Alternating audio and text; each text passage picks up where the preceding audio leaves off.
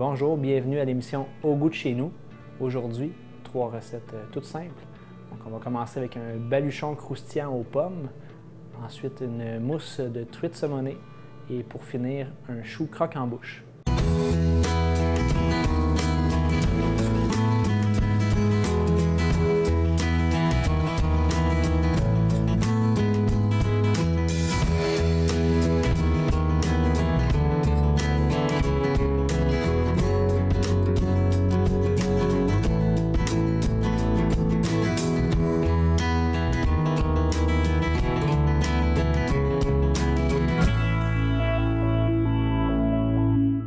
Donc, on va commencer tout de suite avec la mousse de truite.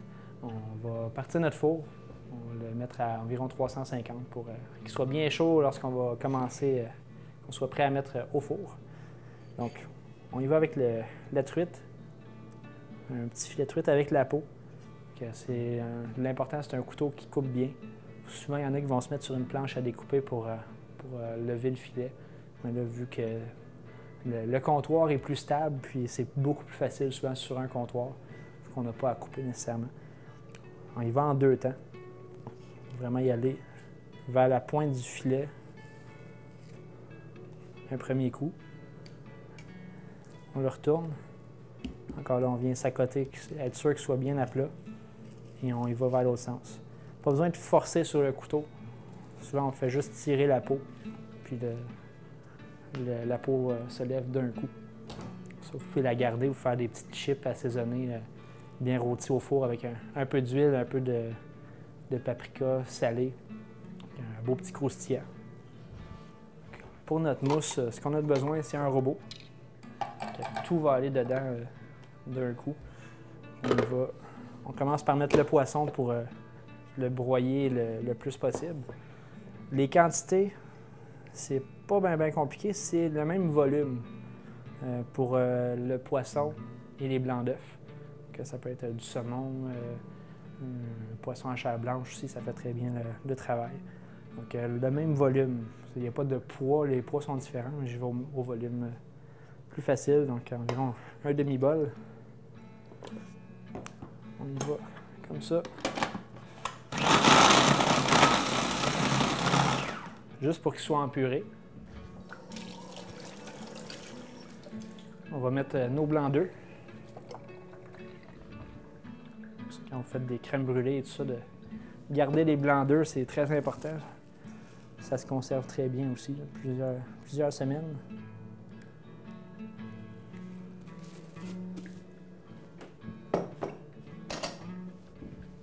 Donc on y rajoute les blancs d'œufs. On leur fait tourner encore.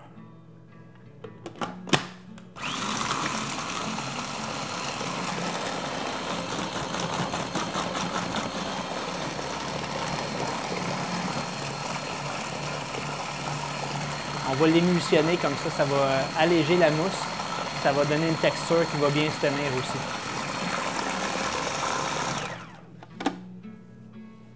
Ça, c'est une recette qui peut facilement se faire la veille, même le faire cuire la veille. Pour ce qui est de la crème, on y va à 1 fois et 1/4 environ. Donc, juste un petit peu plus de crème que de poisson et de blanc d'œuf. On peut y aller soit en filet ou la verser d'un coup. Je vais pour la simplicité.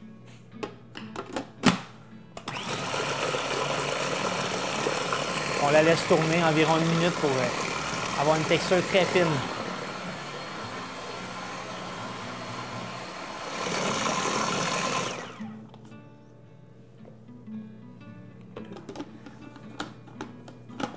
On va rajouter nos assaisonnements. Donc un petit peu de tabasco. Ça va toujours très bien avec les poissons. Poivre.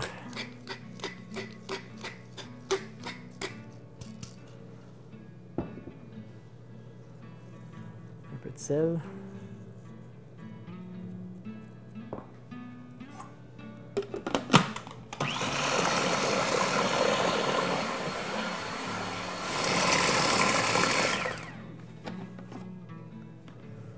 Donc là, l'appareil pour la mousse est prêt. Idéalement, c'est de le garder un bon 12 heures au frigo avant de le faire cuire.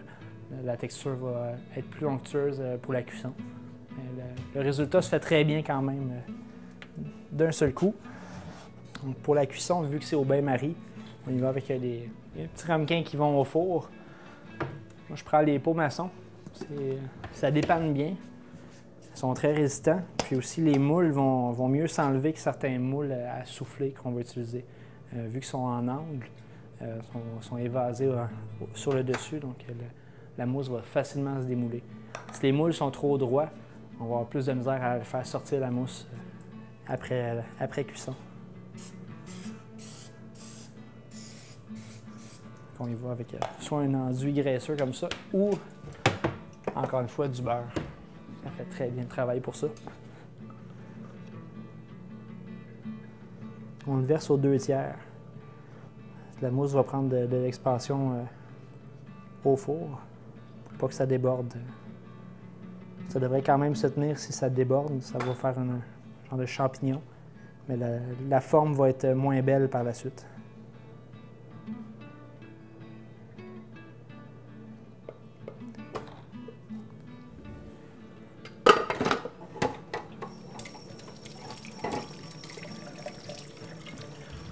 Pour le bain-marie, toujours de l'eau très chaude.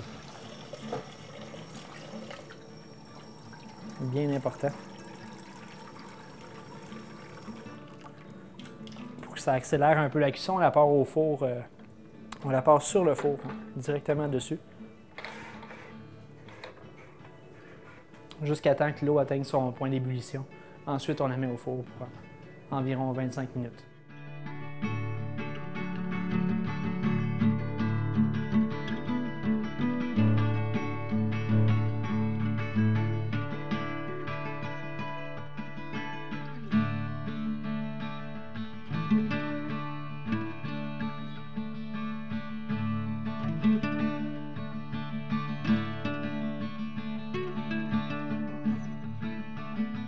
Pour le baluchon croustillant, on va y aller tout de suite. On va commencer par les noix. Les noix que vous avez sous la main. Donc là, j'ai les noix de pacane. Je vais les mettre au four un petit peu pour les torréfier, pour faire ressortir le goût. En même temps, on va y mettre la mousse de truite. L'eau commence à frémir. On est prêt à mettre au four.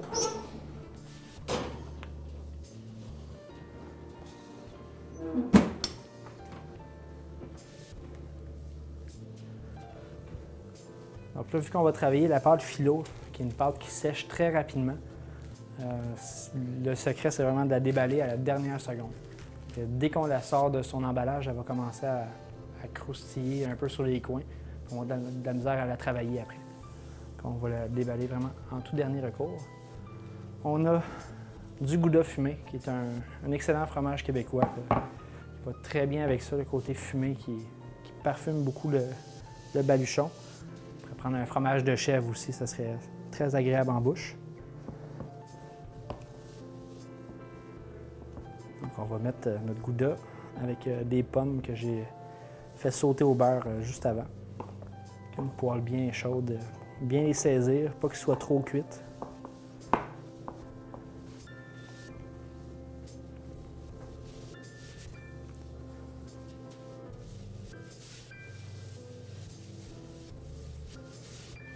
Ça, c'est prêt.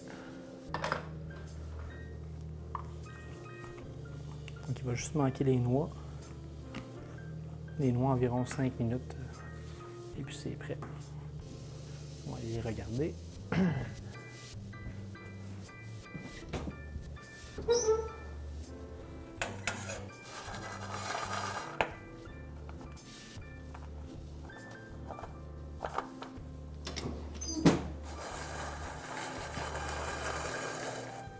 Elles ont commencé à sortir leur huile à l'intérieur. Ça veut dire qu'ils sont prêts. En général, 4-5 minutes au four très chaud, puis c'est parfait. Faut faire attention, ça brûle très rapidement dès que ça passe ce point de température-là.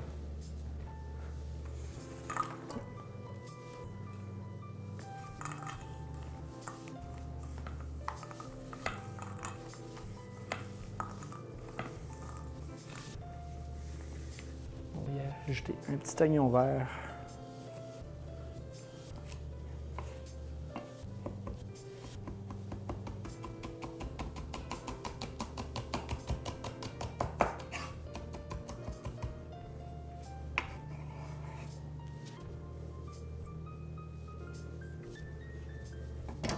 Et voilà. Donc là, on va être prêt à garnir nos petits baluchons. Ça va vous prendre un petit bol avec de l'huile. Ça aurait peut-être encore du beurre fondu, mais de l'huile, c'est plus facile à travailler pour ça. Il ne faut pas qu'il y ait aucune goutte d'eau sur votre comptoir. Sinon, votre pâte philo va coller dessus. Puis ça va être plus dur à former le baluchon.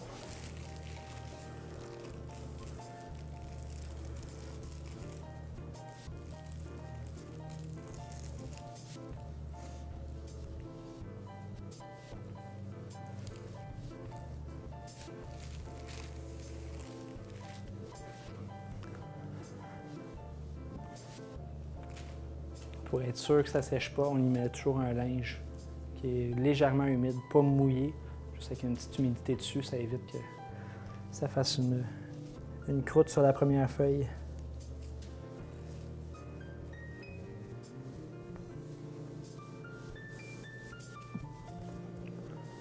Donc, il y a plusieurs façons, soit de faire superposer les feuilles une par-dessus l'autre, ou de les replier l'une sur l'autre.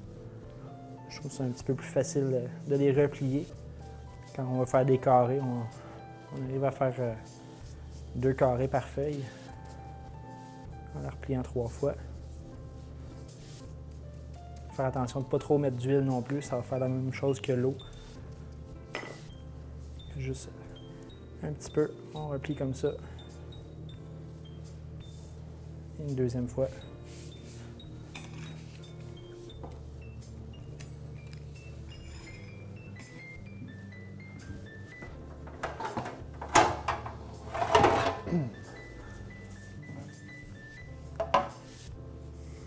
Donc là, on va venir garnir les baluchons.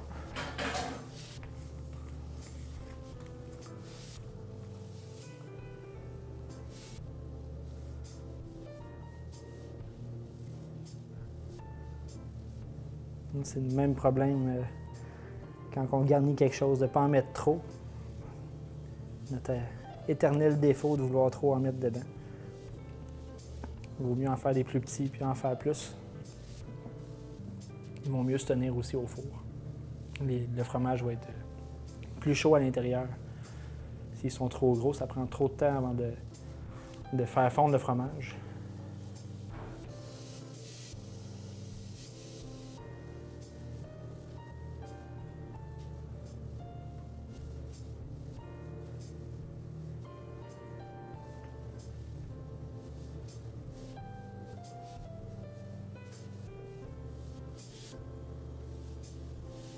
En pinçant la pâte philo, comme ça, elle va se tenir suffisamment longtemps pour qu'on la mette au four par la suite.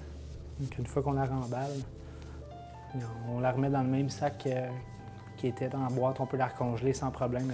Elle ne bouge pas. Je la roule dans le saran wrap carrément pour être sûr qu'elle ne sèche pas. Donc ça, c'est environ 6-7 minutes au four à 350. Il faut quand même les regarder. Des fois, un four à convection, ça va avoir tendance à faire sécher le dessus plus rapidement. Donc, juste garder un coup d'œil après 5 minutes, voir si c'est prêt.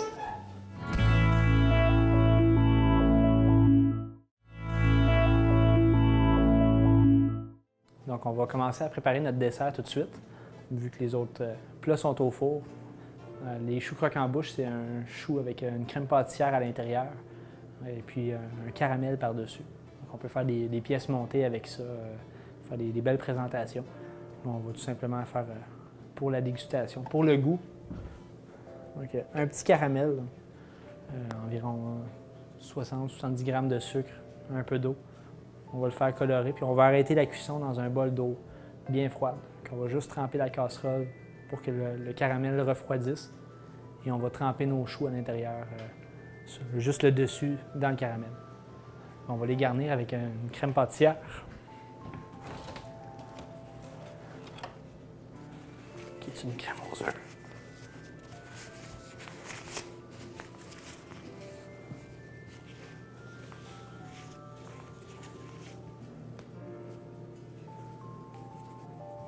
Plein.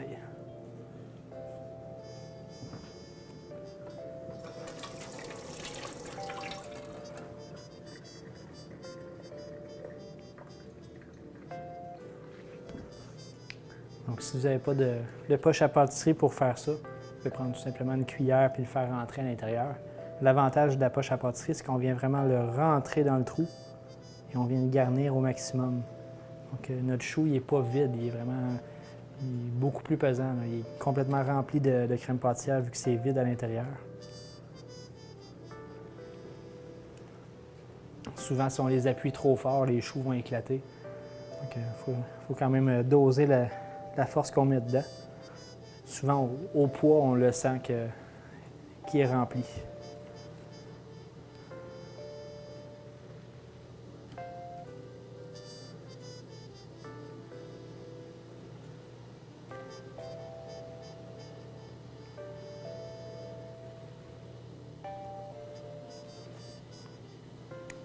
Là, ils sont prêts.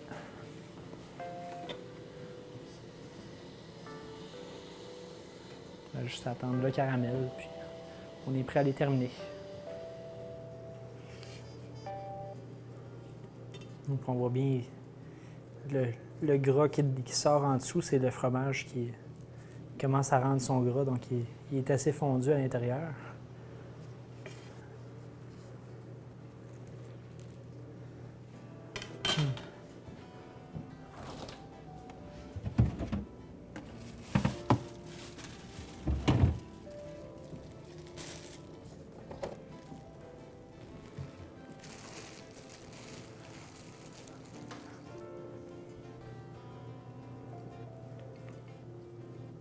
Un petit peu de pouce pour l'accompagner. Rien de compliqué. Très goûteux, on sent le côté fumé du gouda.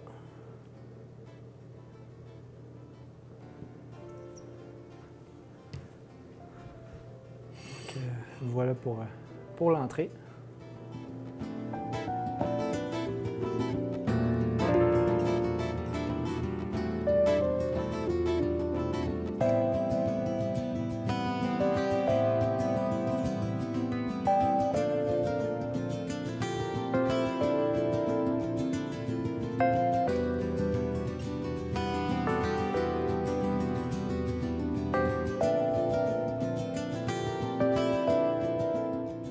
On a notre caramel qui est prêt. Juste assez coloré. On va arrêter la cuisson avec un bol d'eau froide. Faire très attention qu'il n'y ait pas d'eau qui tombe dans le caramel.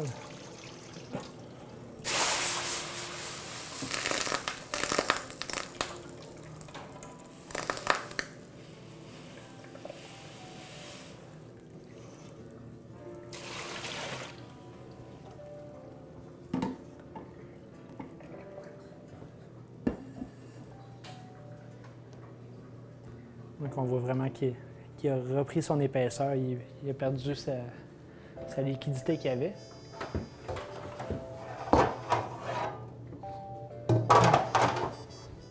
Dans un plat de tarte.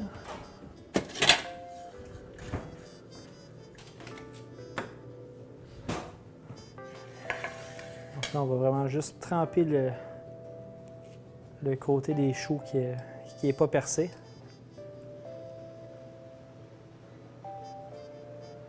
On vient le tremper. Faire attention avec nos doigts. Ça arrive souvent qu'on se brûle avec le caramel comme ça colle sur la peau. Donc ça fait des bonnes brûlures. Par expérience, ça en fait des très bonnes.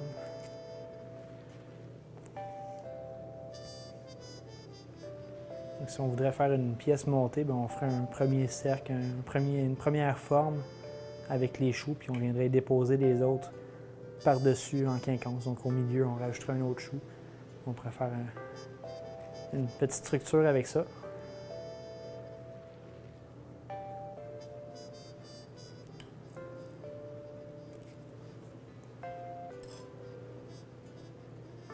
Il faut y aller quand même assez rapidement. Le caramel, il va se figer très rapidement. Déjà, là, il commence à être un petit peu trop épais pour bien recouvrir le chou. Ce qu'on peut faire, on peut le réchauffer encore un petit peu si le besoin est.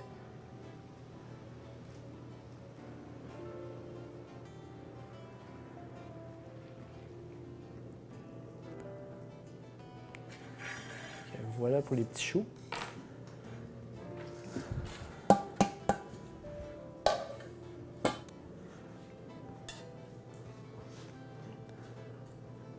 Donc, s'il nous reste assez de caramel, on peut essayer de faire des filaments avec. Donc, on va les mettre sur un tapis de silicone ou un papier ciré. On va se faire des petites décorations pour mettre sur nos assiettes.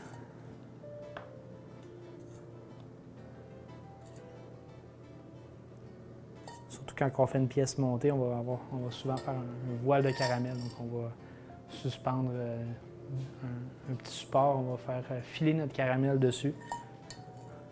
Faire des cheveux d'ange.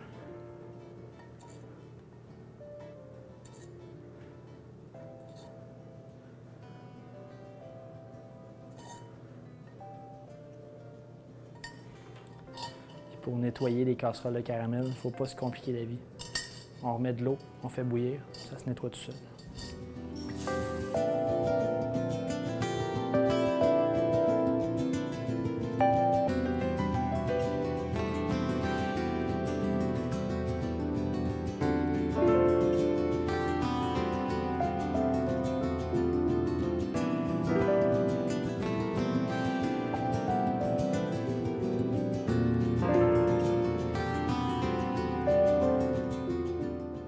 Le caramel, il va sécher assez rapidement, il va durcir.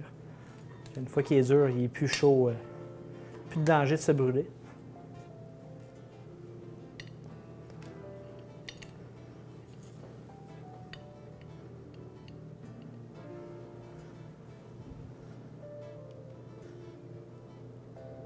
On va attendre un petit peu encore. Il n'est pas tout à fait figé. On va laisser refroidir un peu. On va regarder nos mousses qui doivent être prêtes à sortir.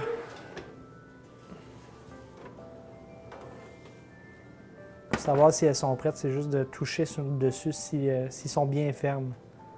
Donc, si le centre est bien ferme, ça veut dire qu'elles sont complètement cuites.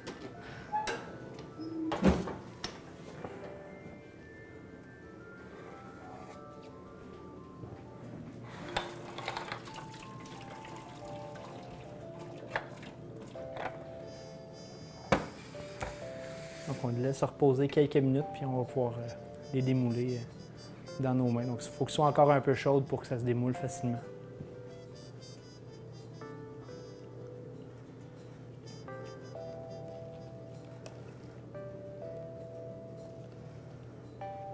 Donc on voit ce que le caramel peut faire. Ça, on ne peut pas le faire trop d'avance, sinon il va ramollir, il va prendre l'humidité de la pièce puis il va tomber. Donc on peut le faire quand même 15-20 minutes avant de le servir sans problème. Et plus que ça, il va perdre son apparence, il va perdre son craquant aussi.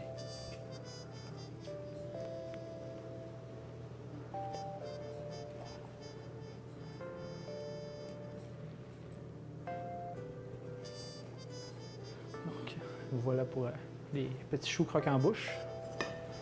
Donc on va être prêt à démouler nos mousses. Ça peut aussi bien servir en entrée qu'en plat principal.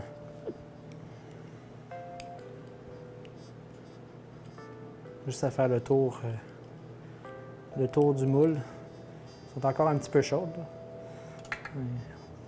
Ça ne me dérange pas trop. Juste à y aller avec vos doigts en dessous. Ça devrait sortir tout seul. Aussi simple que ça. Si vous les faites d'avance, vous pouvez les réchauffer au micro-ondes. Donc, vous mettez un papier saran wrap dessus, bien emballé. Donc, il faut vraiment que ce soit étanche. Vous le recouvrez des deux sens. Et en le réchauffant, ça va créer une vapeur. Donc, la mousse, elle va regonfler au micro-ondes avec la vapeur. Ou sinon, avec une casserole d'eau recouverte, juste pour que ça fasse le même principe, que c'est la vapeur qui va chauffer la mousse. Si on la remettrait au four, elle ne gonflerait pas pareil. Puis elle aurait tendance à sécher plus.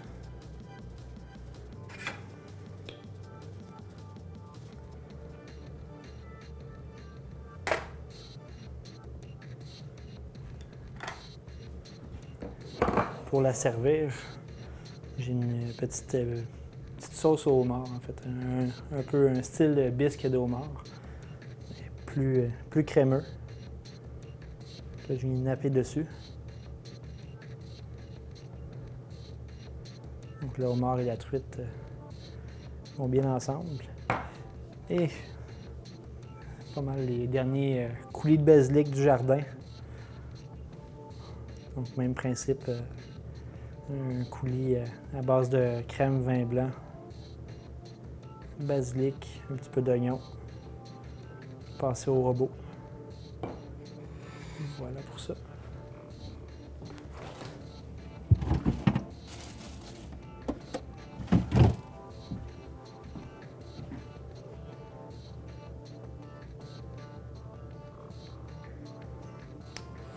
Et voici la petite mousse de truite saumonée. Bonjour, je m'appelle François Guillon du domaine de la Templerie. C'est moi qui vous présente l'émission Au goût de chez nous. Donc cette année, si jamais il y en a qui sont intéressés, qui ont des questions à nous poser, qui veulent qu'on travaille avec un aliment en particulier, vous pouvez nous envoyer ça sur le site de TVSO.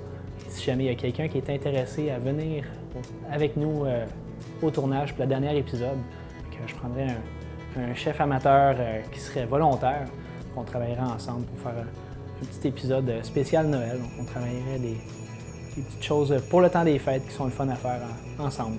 Donc bonne journée à tous! Donc on peut voir la casserole, juste avec l'eau qui a bouilli dedans, il ne reste plus rien. Fait que frottez pas pour rien, ça part tout seul. Puis nos recettes.